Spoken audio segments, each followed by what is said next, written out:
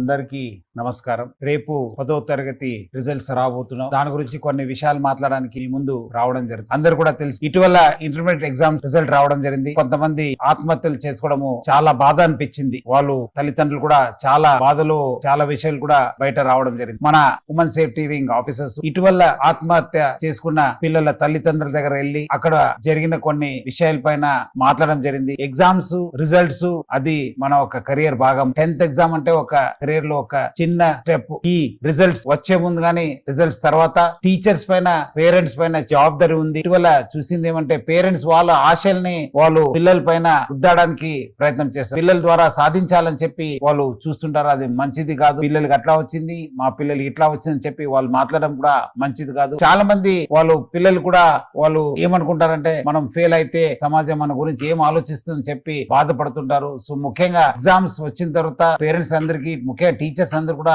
ఎవరెవరు ఇలాంటి తక్కువ మార్క్స్ వచ్చిన పిల్లలతో చాలా టైం గడపాలి. పేరెంట్స్ వాళ్ళతో ఉండాలి, వాళ్ళకు ధైర్యం నింపాలి, అట్లానే వాళ్ళకు తెలియపరచాలి. ఎగ్జామ్స్ అనేది ఒక చిన్న స్టెప్. రెట్టింపు ఉత్సాహంతో రాసి ఇంకా ఎక్కువ మార్క్స్ తీసుకోవడానికి ఒక మంచి అవకాశం అని చెప్పి పాజిటివ్ ఫీలింగ్ తీసుకోవడానికి వాళ్ళు ప్రయత్నం చేయాలి. ఈ అనాలిసిస్ లో బయటపడింది ఏమంటే ఇలాంటి పిల్లలు కొంతము సింగిల్ గా ఉండడము, మౌనంగా ఉండడము, గదిలో ఉండడము, లేదంటే అన్నం తక్కువ తినడము, లేదంటే లైఫ్ లో ఏదో పెద్ద కోల్పోయినట్లు వాళ్ళ ఒక బిహేవియర్ ఉంటుంది. దాన్ని పేరెంట్స్, టీచర్స్ గమనించాలి. కొంచెము ప్రోత్సహించే విధంగా వాళ్ళతో ఎక్కువ మాట్లాడడం. కానీ పేరెంట్స్ చాలా మంది ఇప్పుడు ఫాదర్ కూడా బయట పోతారు, మదర్ కూడా బయట పోతారు, పిల్లలు ఒకరే అయిపోతారు. అలాంటి సమయం కూడా ఈ ఆత్మహత్య చేసుకోవడము మనము గమనించాను. మీరు ఈ టైంలో వాళ్ళతో ఎక్కువ టైం స్పెండ్ చేయండి. అవసరమైతే మీరు లీవ్ పెట్టి పిల్లలతో టైం గడపండి. టీచర్స్ పైన కూడా చాలా ఒక పెద్ద రెస్పాన్సిబిలిటీ ఉంది. మార్క్స్ వచ్చిన వాళ్ళు 100 out of 100 వచ్చిన వాళ్ళతో టైం గడపకుండా మీరు ఇలాంటి మార్క్స్ వచ్చిన పిల్లలతో ఎక్కువ టైం గడపండి. వాళ్ళతో ఫోన్ లో మాట్లాడండి, లేదంటే పిలిపించి మాట్లాడండి, లేదంటే ఇలాంటి 4-5 పిల్లలతో కలిసి ఎంకరేజ్మెంట్ అయ్యే విధంగా మాట్లాడండి. కానీ వాళ్ళని ఒంటరిగా వదలొద్దు. ఎందుకంటే దీని వల్లనే వాళ్ళకి రకరకాల ఆలోచన రావడము, సమాజం గురించి, కెరియర్ గురించి చాలా ఏదో పెద్ద కోల్పోయినట్లు వాళ్ళు చేస్తుంటారు. ఎందుకంటే విద్యార్థులు ఎటువంటి పరిస్థితుల్లో ఆత్మహత్య లేని ప్రపంచాన్ని, సమాజాన్ని మనం నిర్మించాల్సిన బాధ్యత మా అందరి పైన ఉంది. టీచర్స్, పేరెంట్స్ వాళ్ళు ఆల్రెడీ ఇప్పటి నుంచే నాకు మార్క్స్ తక్కువ వస్తుంది, నాకు అట్లా వస్తుంది అని చెప్పి మాట్లాడుతుంటారు. వాళ్ళు ఇప్పటి నుంచే మీరు వాళ్ళకి మెంటల్ ప్రిపేర్ చేసి ఏ మార్క్స్ వచ్చినా మనకు మంచి జరుగుతుంది, what ever happens for the best అనే ఒక పాజిటివ్ కాన్సెప్ట్ తోని